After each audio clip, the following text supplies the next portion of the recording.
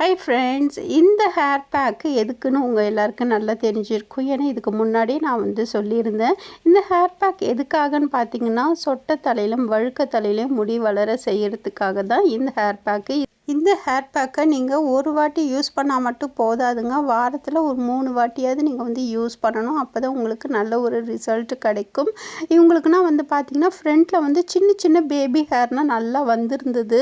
ஆனால் சரியாக கோஆப்ரேட் பண்ணாதனால நம்மளால் அதை கண்டினியூ பண்ண முடியல.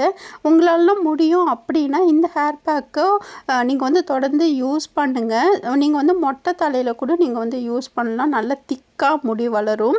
அது மட்டும் இல்லாமல் நிறைய முடி கொட்டுது அப்படின்னு சொல்கிறவங்க கூட, லேடிஸ் கூட நீங்கள் யூஸ் பண்ணிக்கலாம்.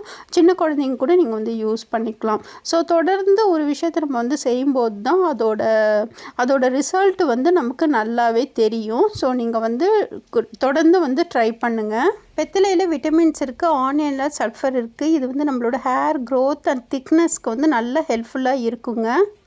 வழுக்க தலையில்னா அப்ளை பண்ணிவிட்டு நல்லா மசாஜ் பண்ணிவிட்டு வரணும். 5 to 10 மினிட்ஸ் மசாஜ் பண்ணிங்கன்னா நல்ல ரிசல்ட் கிடைக்கும். ட்ரை பண்ணி பாருங்கள்.